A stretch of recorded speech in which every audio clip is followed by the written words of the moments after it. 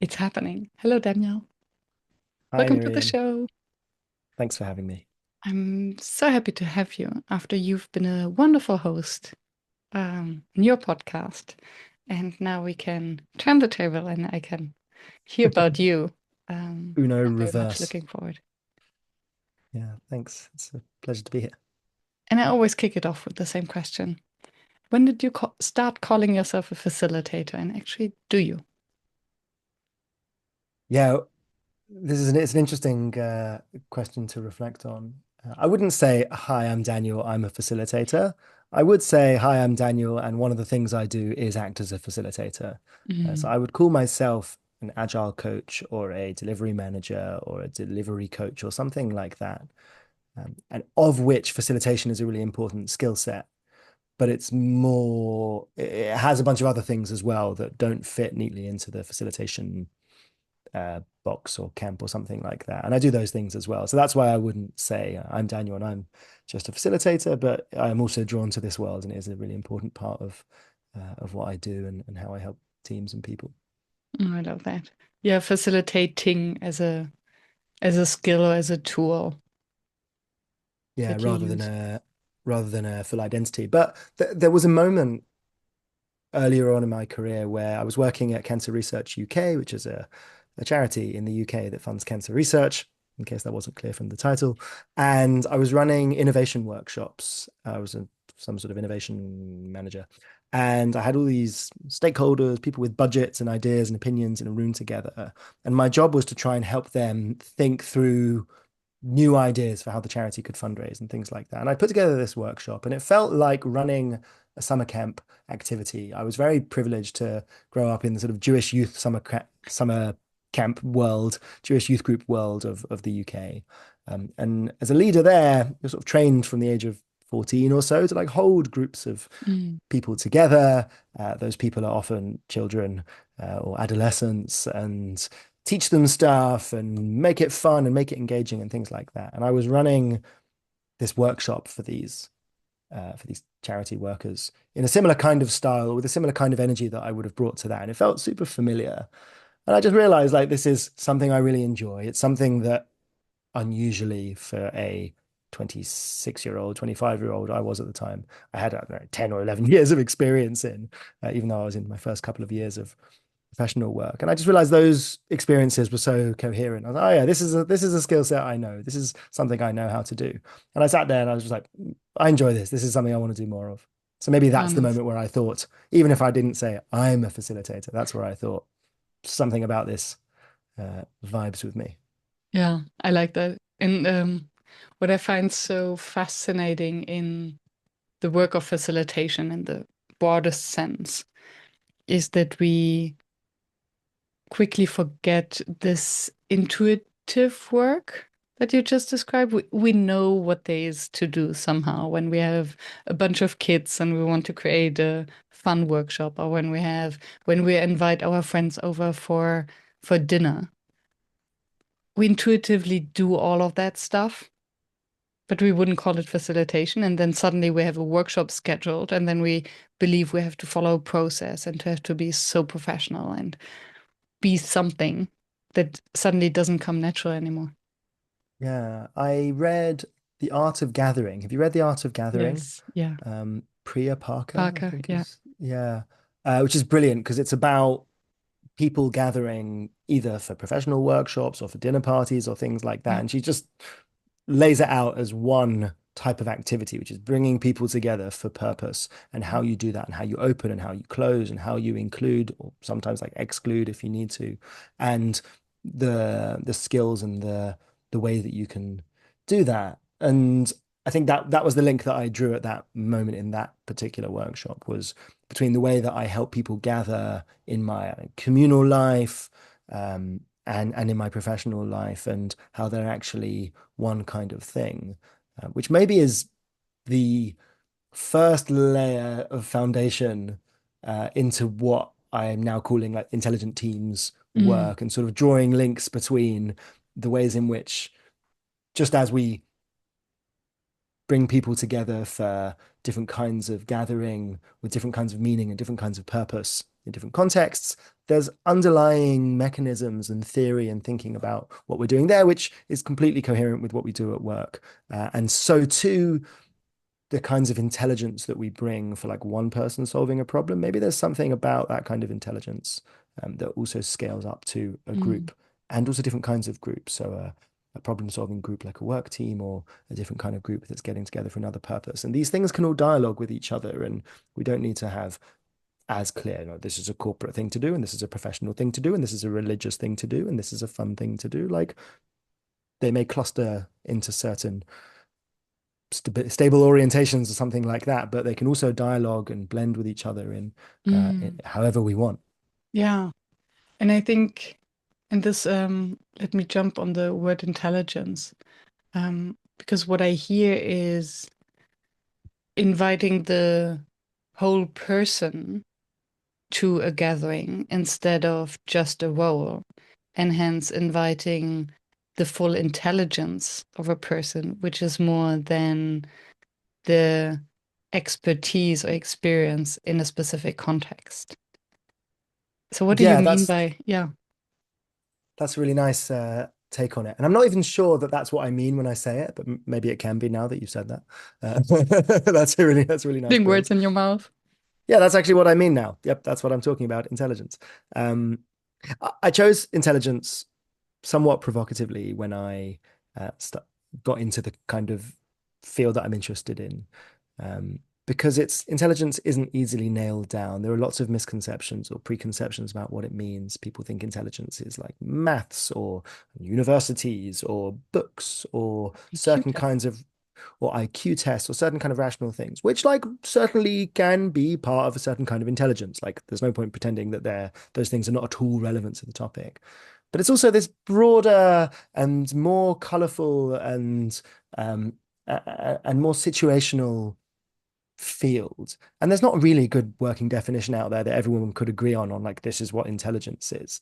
And that's because intelligence is not a quality in an organism or in a brain or in a person. Intelligence is how an organism or how a person like interacts with its environment. Mm. And it's an emergent property between the two.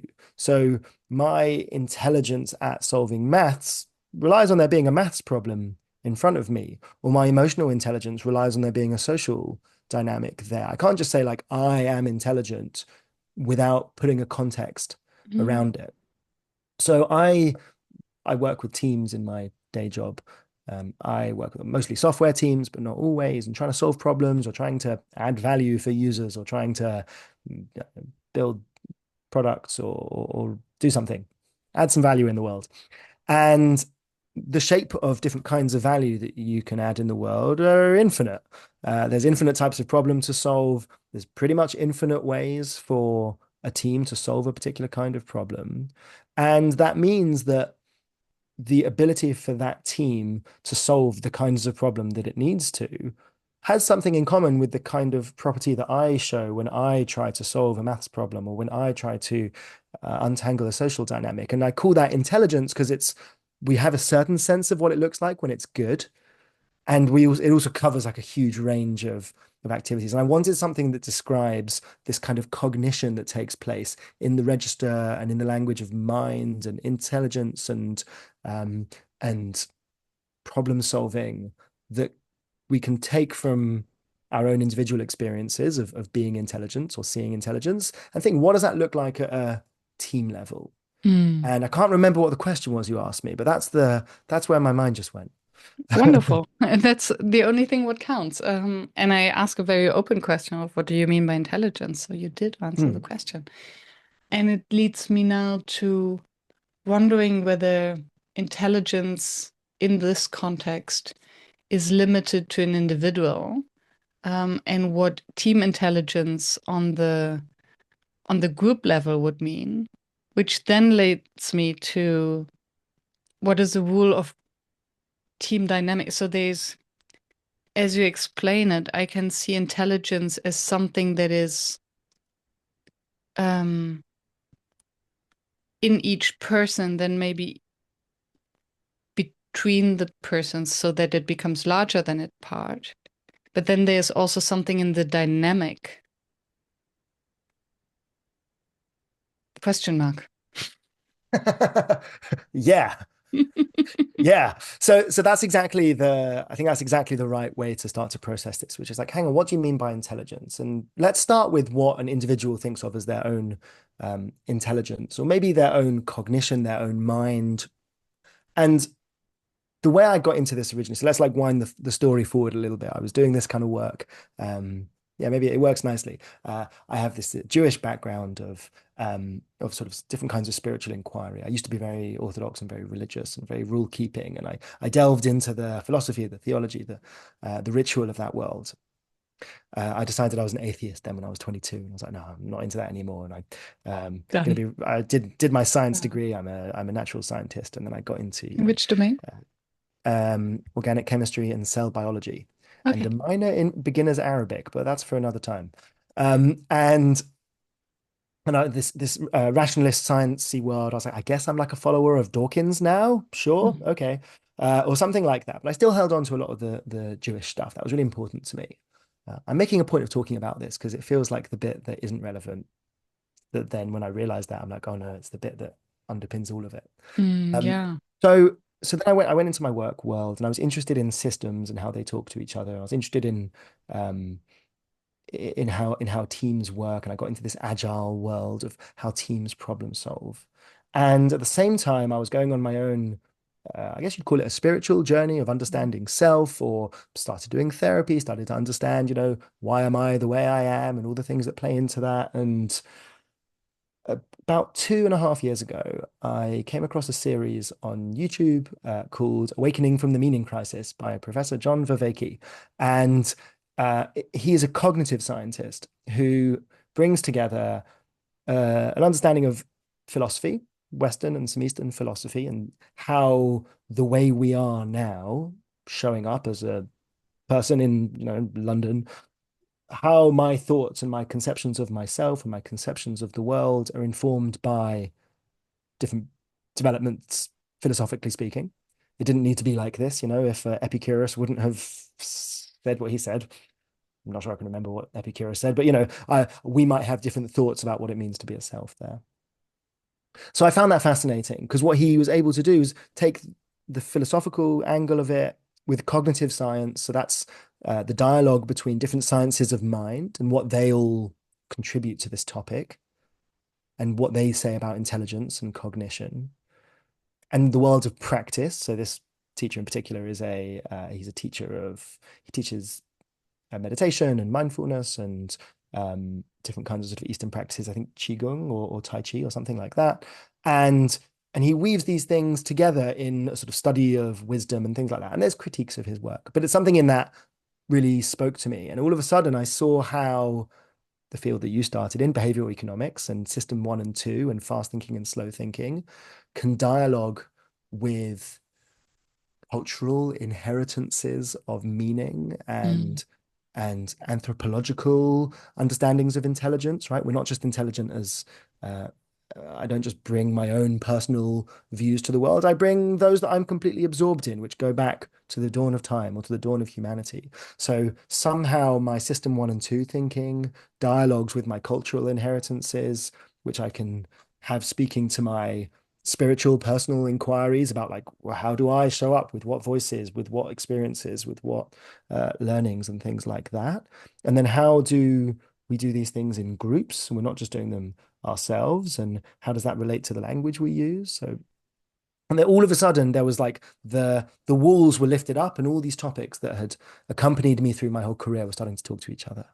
So we start with what is intelligence? Well, we have maybe in common, I don't know, Western understanding, a very like 17th century understanding of what intelligence is. The Like, alignment.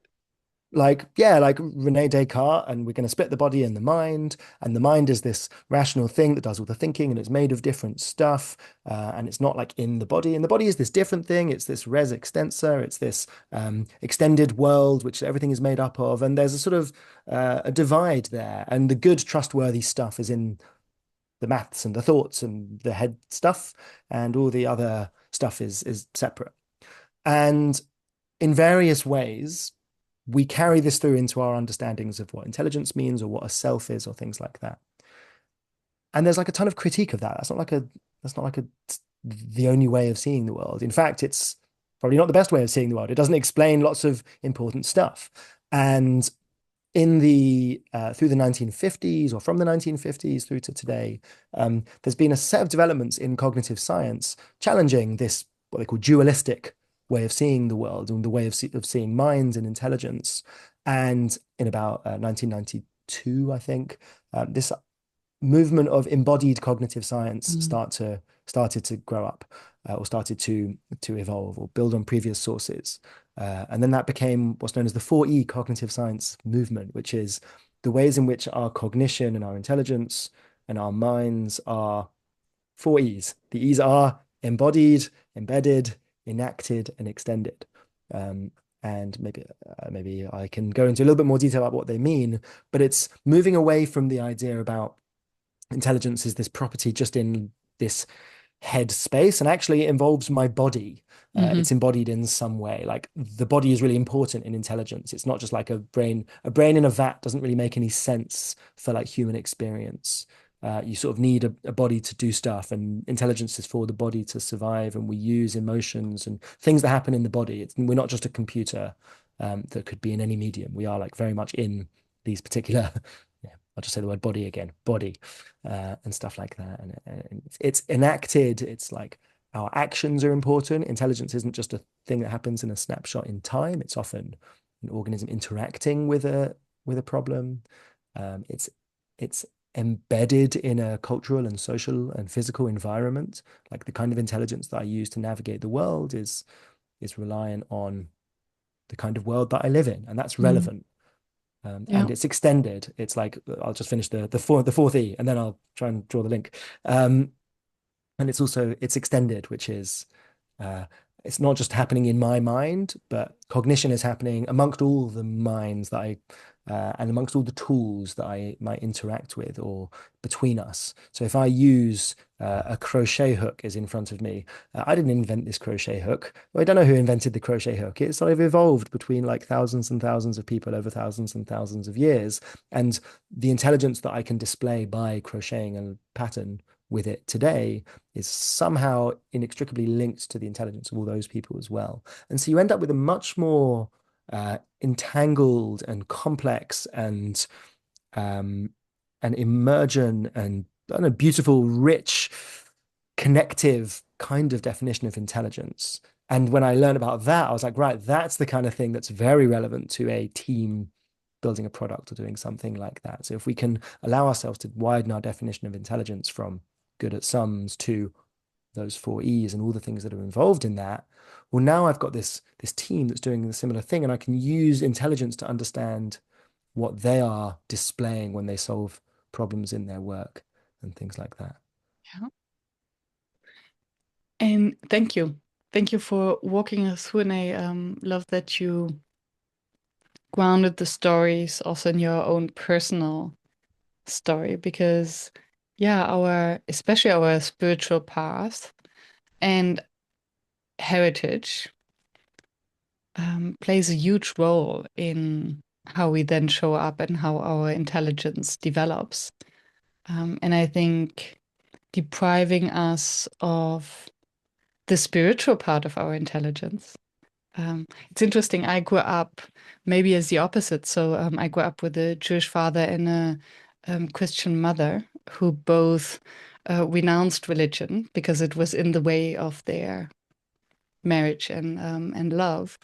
And when I was a teenager, I declared I found my way to God as a kind of revolutionary um, thing. But I very quickly then also found my path to atheism. Um, but I think this way of questioning ourselves and seeing ourselves in this context of higher beings or not. I think it's important to develop all the other ways of intelligence. And I think it's something that in the Western society is very often pushed aside and renounced and neglect or said, that's a woo-woo box. We don't talk about that. Um, and I wonder how you then bring all of this to work in both figuratively and literally. So how do you bring it to work where you work with teams? Because you're basically inviting them to bring parts of their intelligence, or you ask them to tap into that intelligence that, from how I now connected to your stories, to your story, are very often in a black box. We don't go there, we don't touch that. And I think also in a professional context are often like, oh, we don't need that here. Yeah. So there's a couple of angles of it. So the first one is to recognize that when I'm working with a team, I'm working with a group of humans, and therefore the types of tool and the types of um, ways of bringing people together that have existed in human culture for thousands and thousands of years might be useful to me. So you might have the assumption or you might have the opinion that if we're at work, we have to be sort of like, I don't know, yeah, these dry rationalist robots that everything must be shared in very um, parcels of information kinds of ways. And there's a dryness to that. And that's why, and that can be for good reason. We don't want to offend people. We don't want to like preach religion at work. We don't want to like get into conflicts that are like not necessary or things like that. You know, we've got a day job to get on with. So let's leave all that stuff at the door and let's keep work professional and very and yeah, dry and rational is the only way that I can Focused. put it. Something like that, yeah. The inspiration I take from religious worlds or from just extending the definition of intelligence and therefore the definition of what tools we can bring is, well, we can bring ritual in a different kind of way. Mm. So for me, a lot of like my religious thinking, and I still sort of identify as an atheist or a non-theist, is like the importance of rituals to bring people together, to create shared meanings, to allow for certain kinds of exploration that wouldn't be possible otherwise. So that means that like our work lives are also full of rituals that we don't necessarily realize, or we don't imbue them, we don't finish the sentence, we don't allow them to live in their full sacredness or something like that. So in an agile team, you might have a daily stand-up, you get together every day Mm. and you do a 10-minute meeting. There's a kind of sacredness to that. You know, we're going to dedicate time to it. We're going to do the same thing every time. We're going to allow this ritual to change over time, and we're going to allow it to evolve, and we're not going to sacred and ritual might have certain connotations for people of being fixed, but not for me. For me, it's about having a set of activities that we share and we buy into and we hold between us and will evolve over time. So just I want to sort of nip that one in the bud that we're not talking about, you know, sacred means that it has to be exactly the same way it was So for 1,000 years. without the dogma, basically. Without, I even kind of think there might be a role for like self-aware dogma, which that's an opinion that I'm sort of trying on. I'm not sure how much I think how true that is, but like I don't know, dogma is important in our lives in various ways. Whether we don't want it to like rule everything and have the only word on it, but like there are certain dogmas that we don't question, and like that kind of can work. Mm. So. And there are certain ones that are awful and we should get rid of, and there are certain ones that need to be challenged or interpreted or things like that. So I even don't want to say let's get rid of dogma. I kind of just want to say, let's identify dogma and let's like name it and say, we're going to be dogmatic about this, and that's Mhm. fine. But We're then not at going to be least, dogmatic about everything. yeah, consciously dogmatic, selectively Yeah. dogmatic. Yeah, you know, there's a societal role for for dogma, and maybe that can also extend to our workplaces selectively and Hmm. wisely, and something like that. So you know, the daily stand-up is a ritual. You could see it as a ritual. So why don't we ritualize it even more? Or what? Like I work with a team at the moment who every day they open the New York Times quick crossword and they do it, and it's like 5 by 5 grid, and that is very much a ritual for the team. If someone came and banned that, they would be incredibly upset. It's a bonding thing. It's not the most like ecstatic experience, but it's a thing that the team look forward to and brings them together. And we do that before daily stand up, and then daily stand up has a certain extra like, we've done something together. um, I love that. so if we can extend that, and for me those are kinds of social intelligences that can exist. So we can bring in different kinds of tools. We can bring in ritual. We can think about ceremony. We can think about initiation. If you Mm. think about joining a group, So religions have ways of doing this. If you're Jewish, you will, and you're a male, you may be circumcised, or you may be forced to go into a ritual, but forced, you may invited to go. Yeah, there's a Freudian slip there. Part of the initiation there is a ritual bath or a declaration or a whatever ceremony. When people join an organization, what rituals do we, and that's important, sorry, there's certain kinds of ceremony, and those ceremonies are important because they show the person who's joining the group that they are joining the group, they are accepted, and they've gone through the thing that you do to be accepted.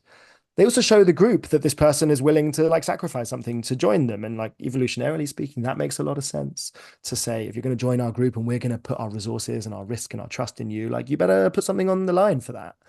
I used to work at a company where new joiners every Monday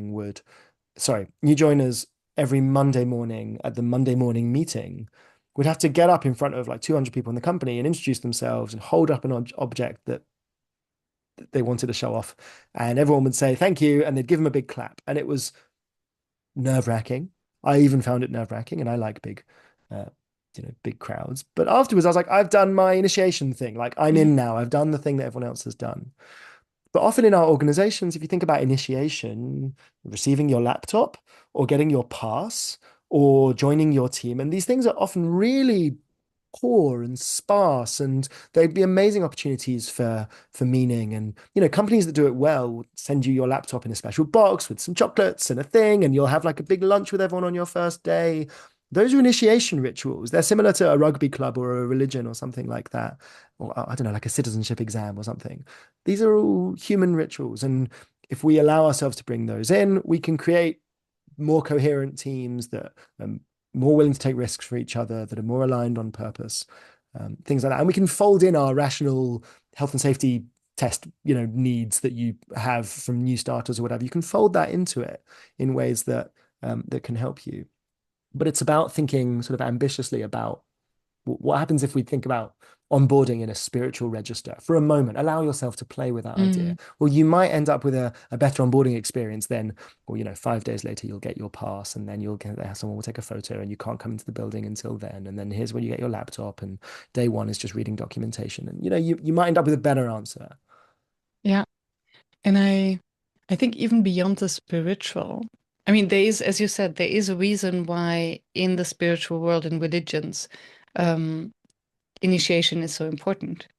And why many of these initiations I actually have a sense of pain or difficulty to it, because you cannot not just anyone can join. And hence it's a sign that you're trustworthy. And I think it does something to the nervous system, to even going through the initiation, that you are consciously joining, consciously giving up, and also, yeah, entering this group of trusted peers. And I think by starting like that, if we can calm down the nervous system as part of the process of the design, everyone will benefit, because then you can actually start creatively contributing to the team and the organization from day one, and not start building this energy leak by being closed in your office, lonely, reading through documents that you don't understand because there are too many acronyms in them.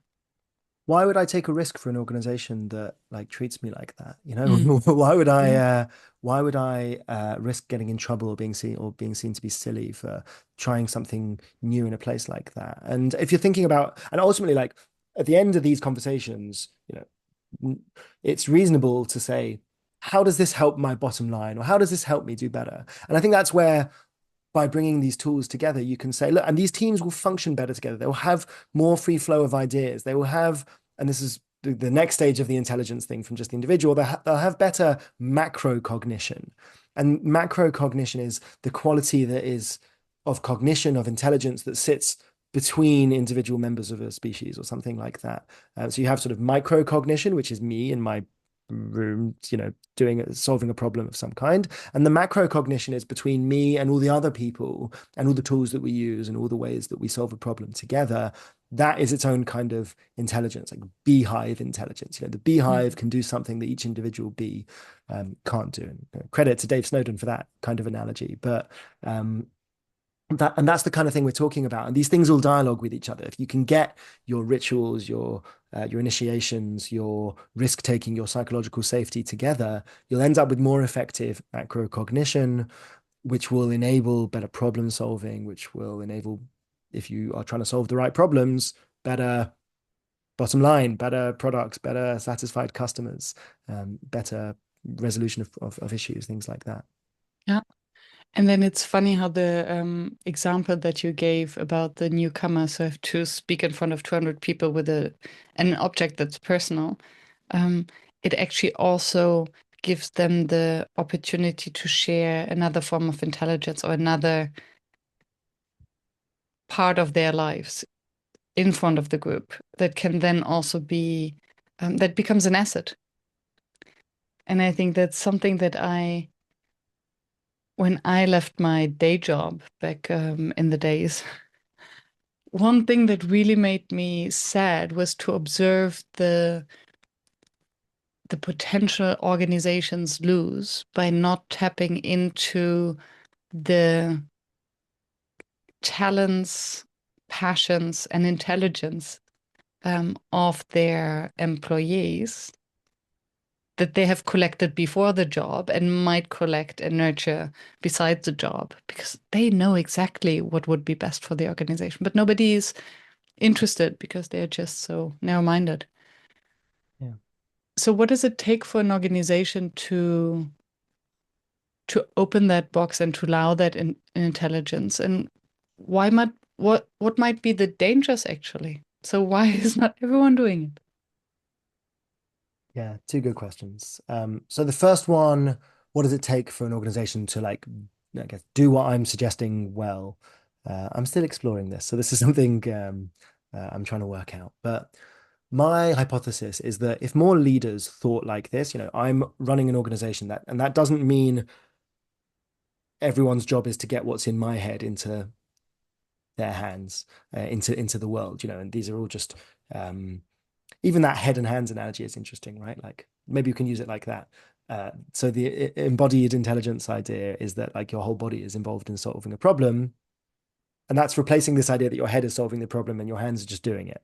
Hmm. So maybe in like the old world, we'd think like the CEO is the head, and they are like holding all the useful information. They're doing all the cognition themselves, and then the peon software developers or nurses or whatever on the ground are just the hands who are sort of carrying out instructions. And just if they could only do it better, um, and follow better and do what they're told better, then this whole thing would work.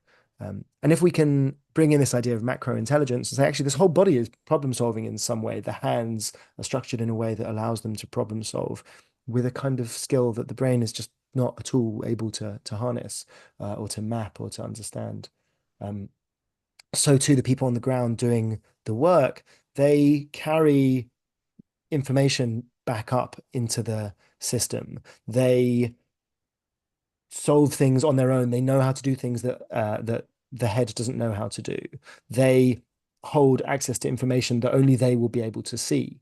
So, as a CEO of an organization thinking like that, I'll be a lot more careful about how I roll out new rules or how I involve people in strategic decision making or how I get input into meetings. And that switch from my job is to know everything and tell everyone what to do, which we get in various permutations. Maybe no one would say it, but it's kind of implied. More to one of the CEO's job is to help coordinate or to help unblock or to help network the organization better, help make sure that the information and the authority are connected with each other well. That sort of orientation will play out in a million different ways in how we hold meetings, in how we do performance reviews, in how we do bonuses, whatever. I don't know, and there's a bunch of different ways that there's a bunch of different practices that I think bring that aim together. You can look at, I don't know, systems thinking, or you can look at your lean portfolio or agile enterprise or whatever, system organizational design. They're all sort of different. Maybe these are different languages for trying to get to that same kind of idea. The reason why I like the intelligence thing is because it's easy for a CEO or someone to go, well, I think that I'm intelligent. I want to be intelligent. I want my whole organization to be as clever as I am. And I have some sort of intuition about what that would look like. What if this whole organizational organism was acting with the same intelligence as, Stephen Mhm. Hawking solving a equation or whatever Stephen Hawking did. Um, I, I want it to look like that. In what ways is it not? And then that's uh, a provocation that might lead to some good change. Yeah. That was your first question. Yeah. And then maybe I go in a quick tangent there and then we come to the next question. Um, I'm reading this book, Subliminal, which is fascinating as it describes how little we can actually trust our mind intelligence. That most of our memories are simply wrong. 60% of our memories are wrong. Um, what we perceive to be reality, we're biased. And I was aware about bias, and I was not aware about the extent of our biases. And I think when we put this lens on, then there's a certain humility that comes with it, where leadership has to realize that their blind spots are just so much bigger than they thought, which then reminds me of was it? I think it was Ray Dalio who always said that he's hiring people who disagree with him so that he can learn to see the world through their eyes. Smart people who disagree with him. Um, and this then merges to the second question, indeed. Um, what are the risks, or where do you see the risks? Or maybe the barriers as well, Mm, I think a misunderstanding of what intelligence is and how one-on-one, individual intelligence works leads to the wrong kind of organizational thinking, and the sort of harmful, bureaucratic, mismatched kind of thing. Um, I think the lack of a language or the lack of a set of languages to articulate what's going on there is a barrier as well. As a CEO, I have a cultural inheritance of what it means to be a CEO, what a good organization looks like. And by cultural, I include, what I learned in business school, what I learned from my other CEO friends, or not even a CEO, a manager, a leader, a participant. We all learn what it means to be in an organization. Um, but when we're getting it wrong in some way, it can be hard to articulate what's happening, right? Something feels a bit off, or we're not quite hitting the customer concerns or something like that. And a light bulb moment for me was listening to this series that I mentioned earlier, Awakening from the Meaning Crisis. And um, John Vervaeke has um, an articulation of what he calls opponent processing.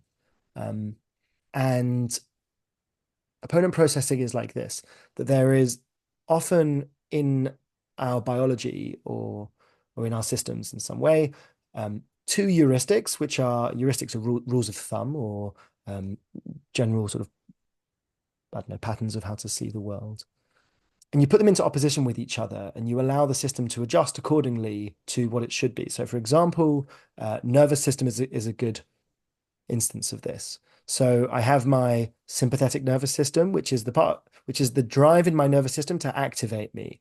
Yeah, higher heart rate, faster breathing, tense muscles, adrenaline, sweating. That's the sympathetic nervous system, and it's available all the time. And I have my parasympathetic nervous system, which is the vagus nerve trying to calm me down, right? It's trying to act as a brake on the sympathetic nervous system. It's saying relax, digest, rest, take it easy, lower the heart rate, lower the breathing rate, less sweating, more chill, that kind of thing. And our bodies are breath by breath.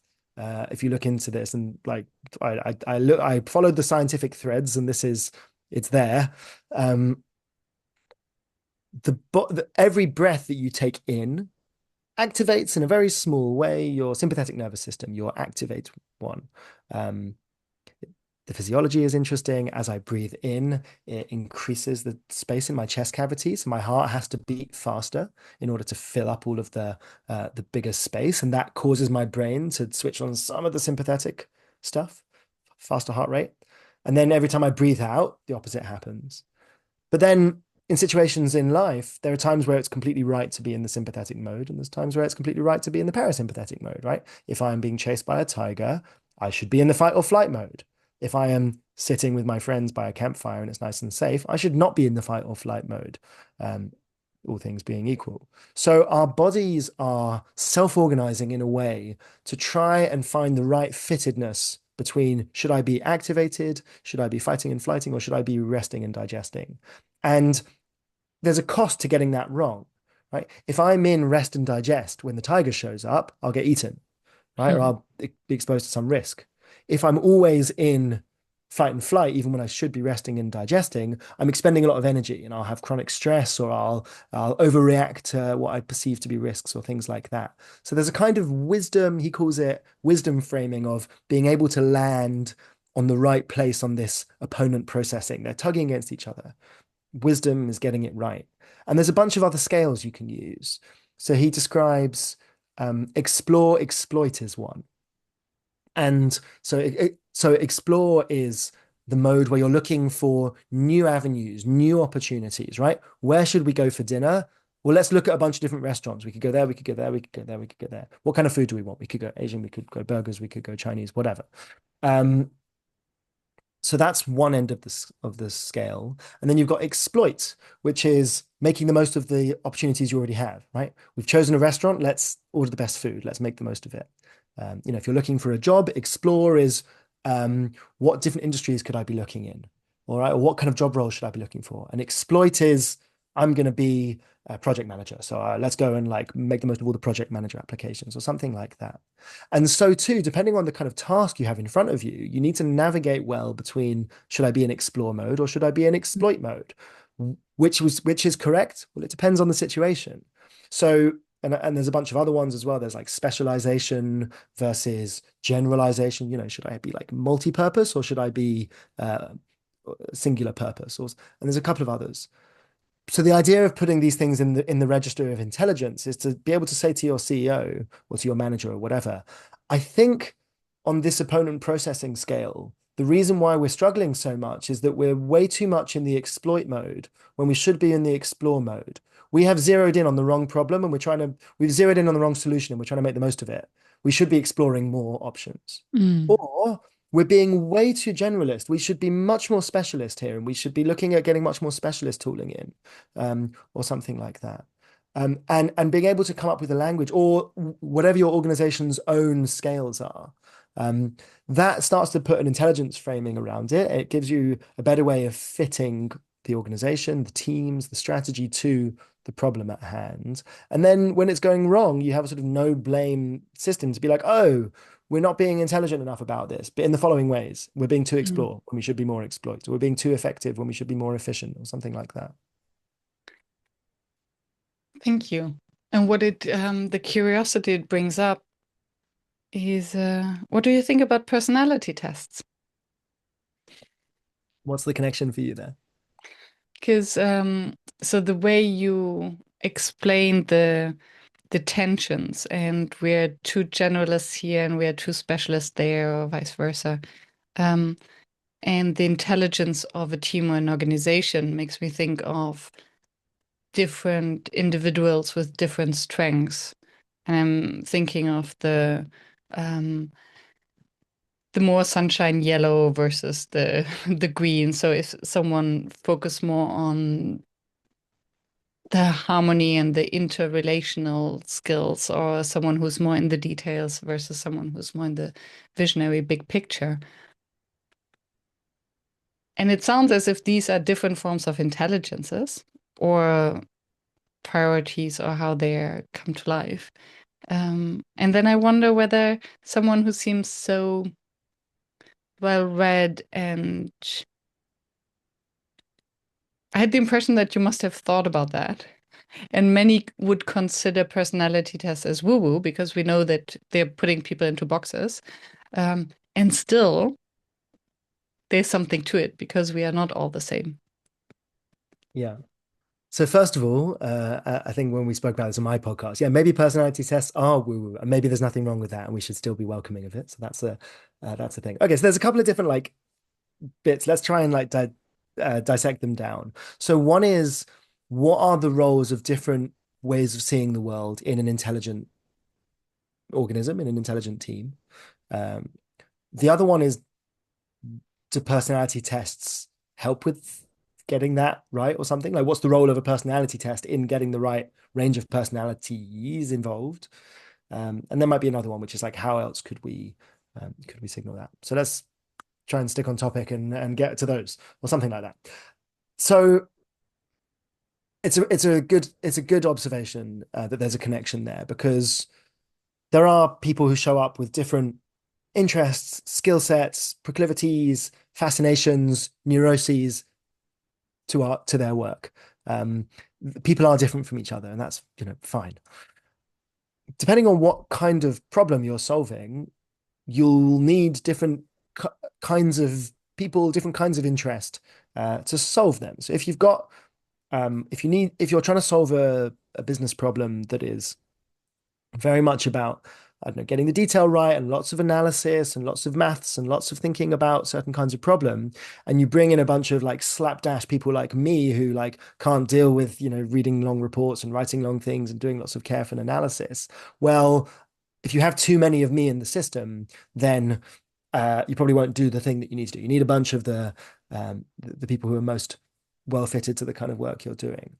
But you probably need a handful of me in that system, tugging against the over fixation with detail, and to keep those people in the right level. So there's a kind of harmoniousness that you need Mhm. in a team setting. And as an example, something I've seen a few times in the software teams I work in is that um, the and it happens particularly with testers. So in a software team, you have often, and this is like more of a bit of an old-fashioned model, but it's still prevalent, is you have your developers who write the code and they make cool stuff. And then you have your testers who are there to try and break it and to try and say, here's all the ways in which like this doesn't work, or a user could break that, or here's all the accessibility issues this would throw up, or something like that. So developers have a let's build it mindset, and testers can have much of a let's break it mindset. And then when it comes to organizational change, those testers are often the ones with that same risk aversion. They're often the Mhm. ones that dig their heels in and sort of make trouble, and they can gain a bit of a reputation as being, a bit tricky or whatever, something like that. And I always find that a bit absurd, because you're like, well, you want these people with their risk aversion. That's why you hired them. That's why they're good at the things that they're good at. And they Now, point you at what you might ignore in all the yeah. ecstatic phase of change. And that can be a problem, because if they can jank everything up and we don't make any progress, and we only ever, we have to get that person 100% on board, then maybe nothing will ever happen. And then you do get a kind of dysfunction. But maybe we can hold that person's voice and that person's, obsessions, or that person's fears, and listen to them, and then find a harmonious way to integrate them better, and do that in the micro level of the team and in the macro level of the organization, and getting that balance right, sort of problem by problem. If you're working somewhere where there's a very low risk tolerance, you're handing out billions of pounds of public money or something, you would want more of those risky type people. And then the question would be, if I'm in an organization full of risk averse people, maybe it's much harder for me to make change even in things that don't matter, because everyone's really risk averse and doesn't want to touch anything in case it breaks.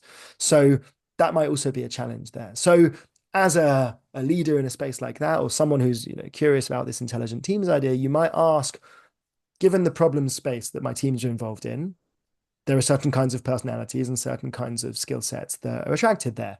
Brilliant.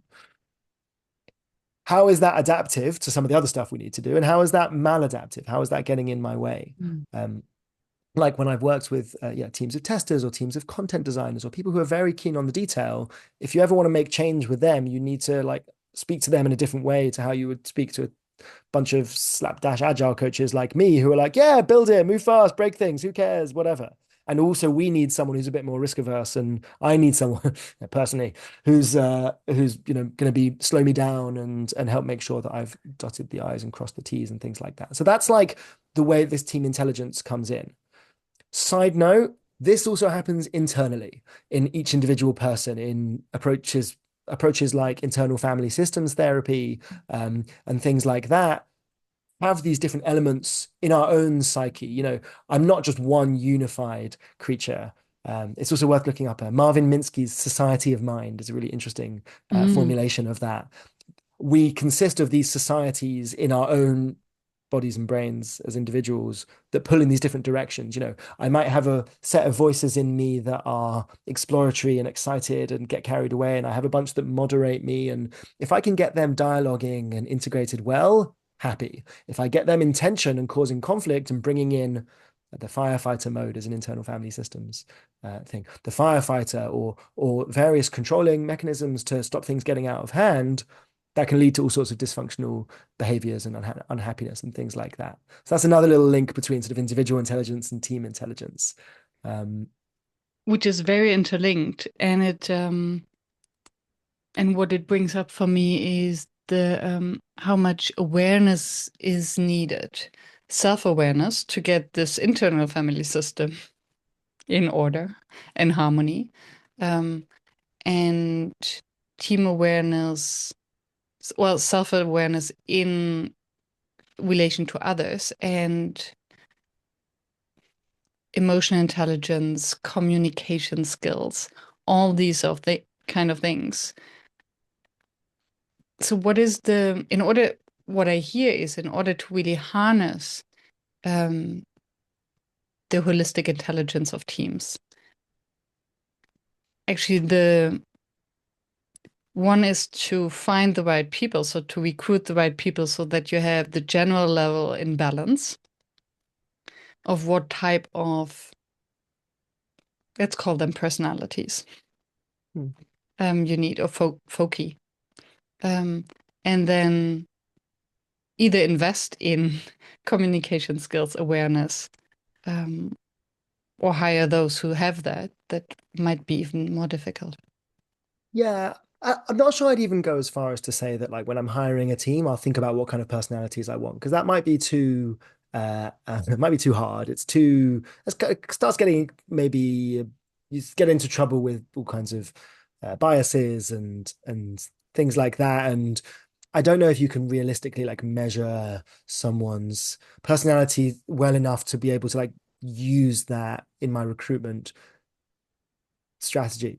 I'm happy to be contradicted about that. But maybe what I would say is to be aware of the fact that different people showing up with ostensibly the same skill set might come at it with a different approach. And if I have a team, my job is to try and make sure that however we are approaching a job, a piece of work, given the people in the room, that we are doing it harmoniously and proportionately and in the right balance with the kind of problem we have. So it's more likely that I would come to a team and go, hey, we're all super risk averse, right? And everyone goes, oh yeah. They go, right.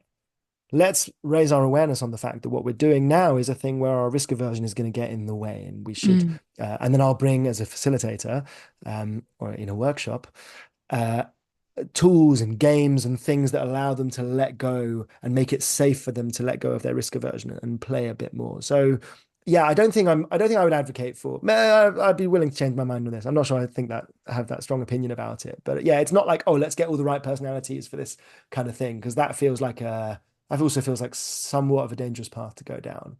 But it's more like the people in the room. Mm. What are they like and Uh, how do we map that? Yeah. Happy to be disagreed with. And well, I haven't come up with an opinion just yet, but it feels like the roles you described, if there's a programmer and a tester, there is this self-selection into a certain specific role. So, for instance, if you become an accountant, most likely you're into details and following rules, but being creative on finding exceptions. But it's very much of the detail thing.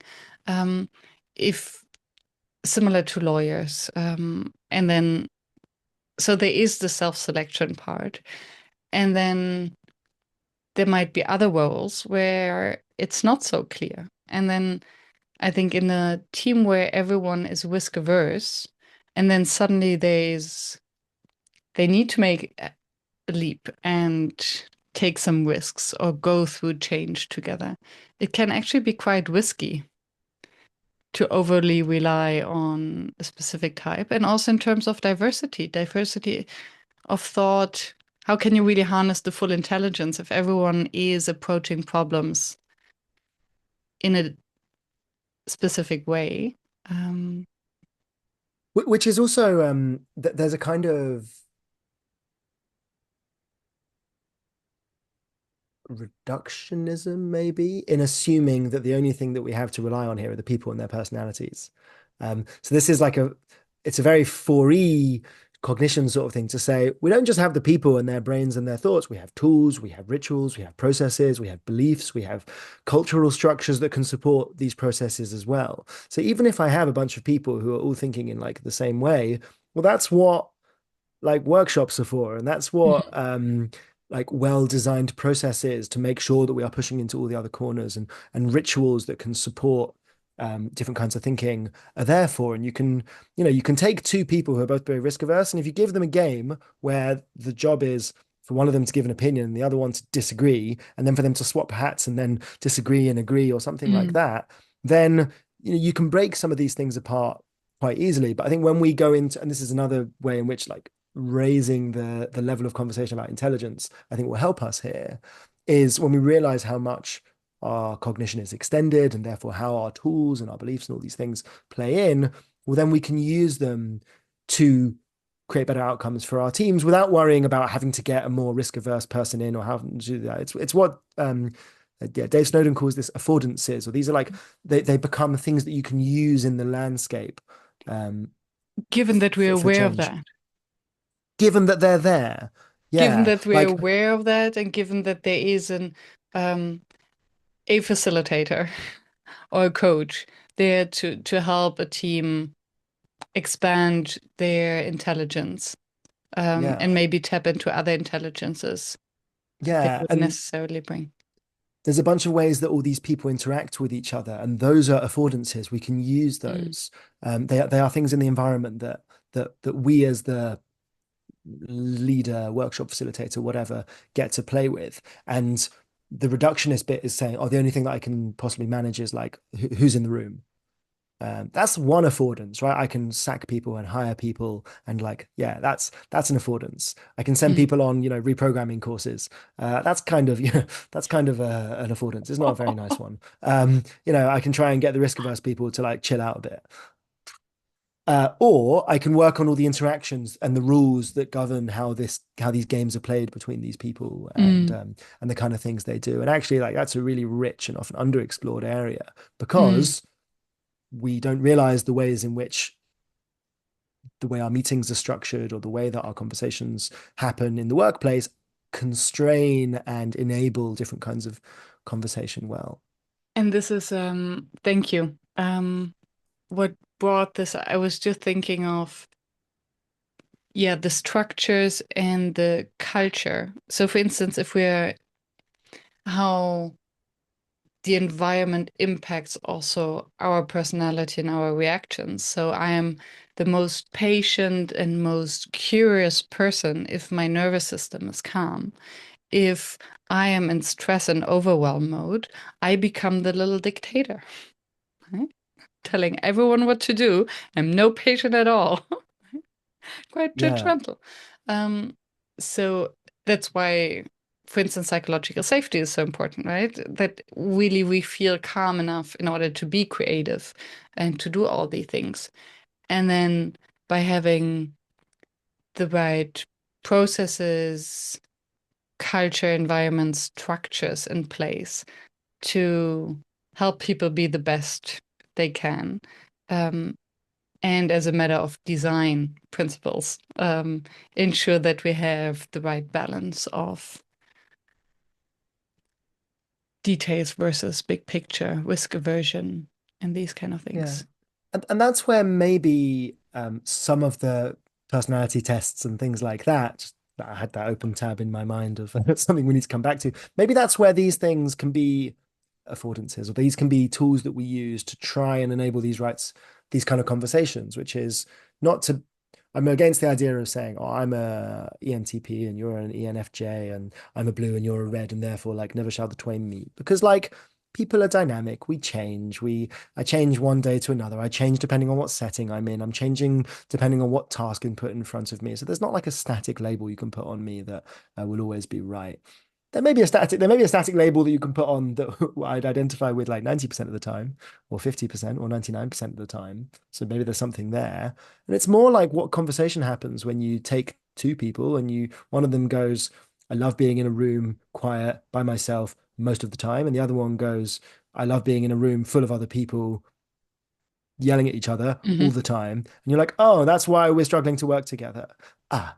And if a personality test or any kind of person or any kind of tool that enables that conversation to happen without creating too many negative side effects, like boxing people into different definitions, that's a useful one. And actually, personality tests feel sort of acceptable, maybe because it's like, oh, it's a questionnaire. I can fill in a questionnaire, right? I do that for my like end of year survey. That's a corporate allowed professional ritual that I'm allowed. The sacred ritual of filling in boxes. So that's why it sort of has, that's maybe one reason why it has such a prevalence of ways of asking these questions. But we don't have to limit ourselves to that. I in my category of like woo things that can be useful is like, let's do a tarot reading. Let's see, like, I don't know, let's see how your team member if this works for them, if this isn't going to switch them off and make them think that you're mad. Like it's got to be situationally appropriate. But you could do a tarot reading and see if people find a list of random cards with different meanings attached to them, a way of talking about themselves and a way of asking for what they need in a meeting, all power to them. And if they need an Enneagram or a Myers-Briggs or a DISC profile to do that, whatever. Um, and these are all ways of doing stuff. But we, the important thing is that they can capture the richness of human life in that. And uh, something I don't love about the personality tests is can be how I guess like how formulaic or rational they are, or this means this and therefore X, therefore Y. Whereas when we talk in terms of symbols, or we talk in terms of archetypes, or we talk in terms of metaphors, that opens up a lot more Mm. richness and sort of I don't know, like a deeper or a better level of conversation about these kind of things. And again, going back to the religious idea, like that's full of really useful modes here that we can think about. So, like a priest. What's a priest? Well, a priest is kind of depending on which religion or when you're thinking about, but a priest is a sort of holder of ceremony. They sort of have title. They are able to they wield authority based on their position and their sort of rank, and they keep order, right? A prophet, on the other hand, at least in the biblical mode, a prophet is very rarely like given that by title. They sort of seize authority by the sheer moral force of their personality and their argument. So, a prophet is often like on the sides, like lamenting at the system, whereas the priest is in the middle of the system. And you kind of need those two to be in dialogue with each other. You've also got like the heretic, right? The Hmm. person who won't take that's a religious archetype in that it's a anti-archetype or something like that. So how do we deal with our heretics here? And Hmm. in plenty of organization, we exile the heretics, but you kind of might need the heretics to keep you in check and to stop the balance of power shifting towards the so-called priesthood or something like that. Um, I find this interesting because this language isn't like sullied for me in like awful experiences of things like that as well. So that I'm not arguing that like we should all use religious metaphors all the time, because there are plenty of people that, if they've had some sort of traumatic experience with their religious upbringing, then this will not just not attract them, it may re-traumatize them, or it may elicit something. But I guess in our own ways we think about it, being able to draw on the different modes and the different ways of thinking about different kinds of leadership or different kinds of participation, we should lean on those. Are you a Hmm. coach or are you a player? Are you a waiter or are you a chef? I don't know. But these Yeah, things have a lot more cultural meaning and therefore a lot more affordance than ENTP for me. love that. And what I retain from this, and I find it inspiring, is the or what it boils down to for me is why would we use personality tests? Because so I was curious. That's how it started. What do you think of personality tests? Um, and so why are we using them in the first place? Is not to put people into boxes, but to create a space to have the conversation of what are the different perspectives and angles that we interpret the world or look at a problem or approach problem solving. And if this is the goal, do we actually need the personality tests or can we use archetypes, tarot cards, Dixit cards, art, um, Yeah. movement, or whatsoever? So, what is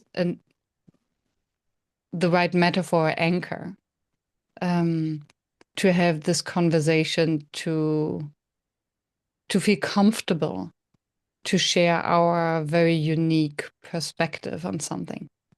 Yeah. So this is to borrow from another Dave Snowden concept or bringing together of two different things. There's different kinds of logic in that we use. I may have to like pause the recording to look one of them up because I'm trying to get it on the tip of my tongue. Maybe I'll do that just so, if that is that all right, just so I can find the name of the Absolutely. thing. Yeah, And thank you. just for the, I do have a hard stop. So we have 15 Okay, minutes. okay. So this is inductive, deductive, and abductive. That's the one. Okay.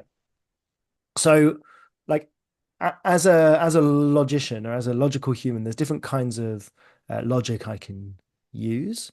So there's like inductive logic, which is all cases of X are the same, and therefore X, right? So like the sun rises every day. Inductively, it will rise again tomorrow because tomorrow is a day.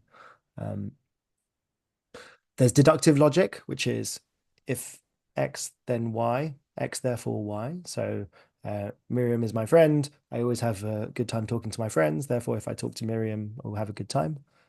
That's a kind of rationality.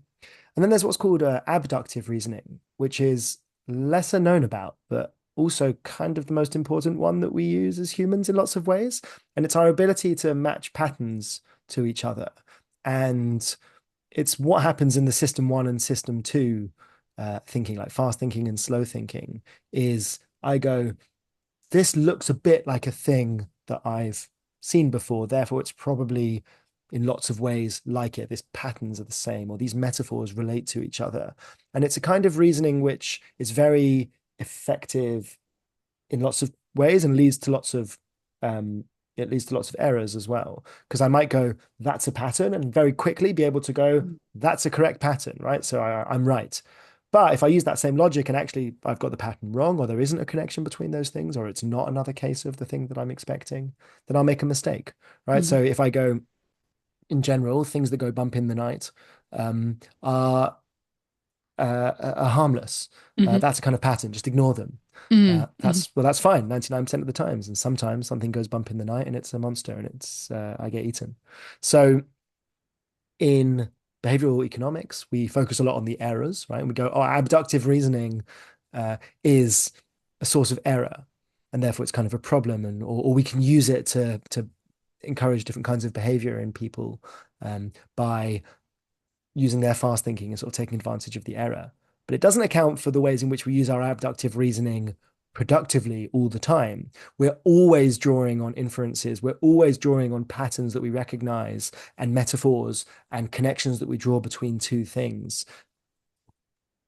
Because You it's know what I mean? efficient. And that's, That's our brain, yeah. right? And that's the thing. It's a kind Efficient. of efficiency with a kind of side effect of error. And that's just like how it's how our brains work, it's how our minds work. And again, that's kind of how our organizations work as well, which is we go, our organization as a sort of distributed cognizing entity will do its kind of abductive reasoning tacitly. It will be really good at solving certain kinds of problem that it's familiar with, and it's great, and it will be really efficient at solving those, but it will be really fragile and really ill-equipped to deal with other kinds of problem. Now, if those, so if my organization is really, really good at making boxes, and all I have to do is make boxes, great.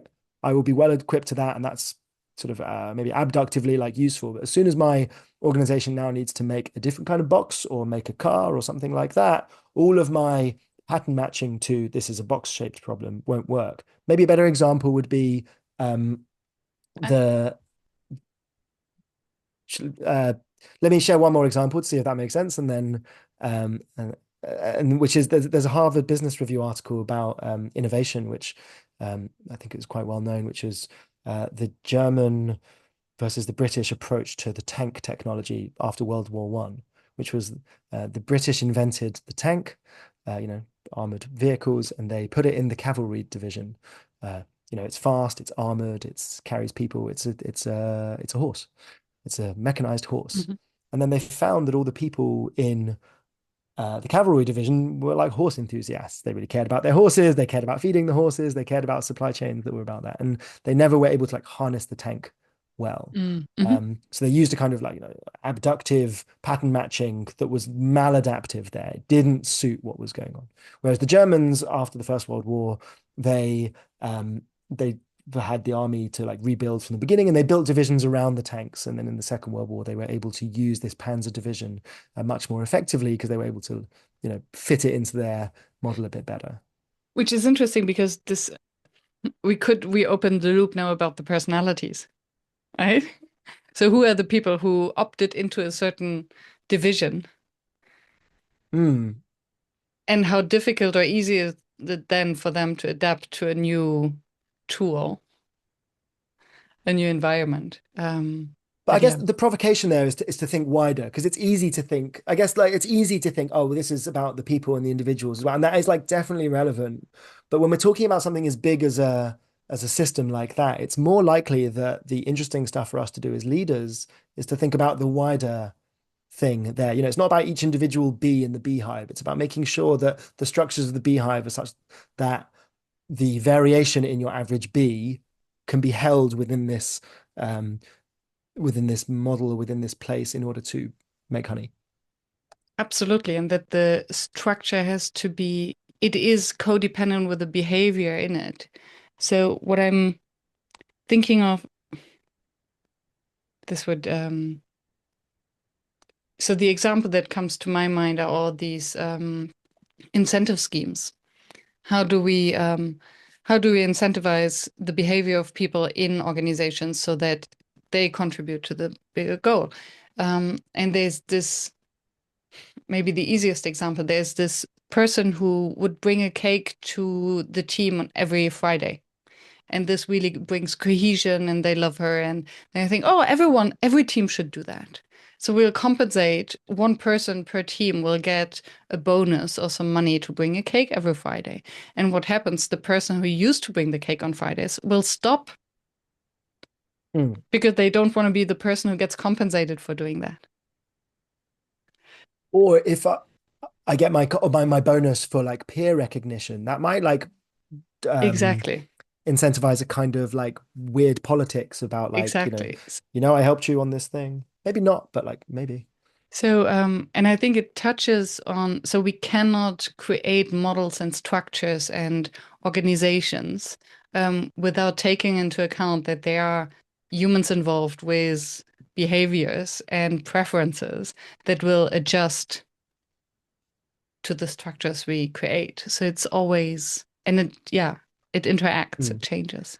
And I think like maybe this is like a closing thought is like intelligence cuts across that because it says whatever you're doing, whatever the incentive scheme you bring in, the cake bringing scheme uh, award that you bring into your organization, is it helping you become more intelligent or less intelligent? Is it overall helping your team and organization solve the problems better or worse? And maybe we can deal with the cake scheme having some negative side effects if it has overall positive side effects for the kind of problem that we're solving. Maybe that's good, in which case, like, good policy.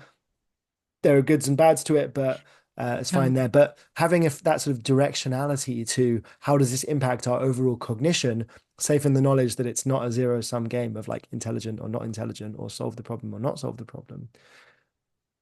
It's a helpful way of thinking whether the changes that we've introduced are actually useful or not. Yeah. And this could get us into an entire sidetrack about almost liberalism. Is how much policy do you want to bring and rules and regulations do you want to bring into an organization? Or how much do you trust the system to self-regulate and the intelligence to bring forth the what's needed, and then only having the direction, the culture, the vision. Um, And and then it embracing the becomes a messiness. philosophical debate. Yeah, but it's a helpful one because it helps us embrace the messiness of all these things. Yeah. And it's not as clear as like, we should get rid of all the rules. Because like, well, there are some places and some people and some types of problem where that's a really bad idea. And it's we should have loads of rules. Well, no, because there are some places and organizations and people and culture and problems where that's also a terrible idea. So it depends, and we need to be able to modulate Yeah. correctly, situationally, organism by organism, or in organization by organization, team by team, whatever is needed for the kind of thing they're trying to do. I call that intelligence. What advice would you give your younger self? Don't be afraid to lean into the ritual and the stuff that really stirs your soul in the workplace. People will Mm. appreciate it if you can do it well. Thank you. Thanks, At Miriam. least I could sneak in one of my standard questions there in the last. I had that in the back of my mind. I was like, we're going to get it. We're going to get it. Oh, and yes, and I have another one. Still have 2 minutes. Um, your facilitation challenge. My facilitation challenge is knowing whether you're going in the right direction given what your participants want and what they need and the interaction between those two things. There's often an assumption that you need to achieve the stated aim of a workshop in the workshop. You know, we said we would do A, so we're going to do A. But sometimes in the process of doing A, you realize we shouldn't do A, we should do B. A would be a terrible idea. And maybe there's disagreement in the room, and maybe it's not necessarily clear. So for me, it's getting that clarity about, should we stick to the plan? Should we change the plan? Is that what people need? Is that what you want? And as facilitator, where should I be helping you to get to? Where should I be helping you work backwards from? Mm. Like, thank you so much, Daniel, for this very deep and rich conversation. For Thanks for having me, sharing your, man. for yeah, widening mine, hopefully our understanding of what intelligence is. Looking forward to your book. Thank you very much.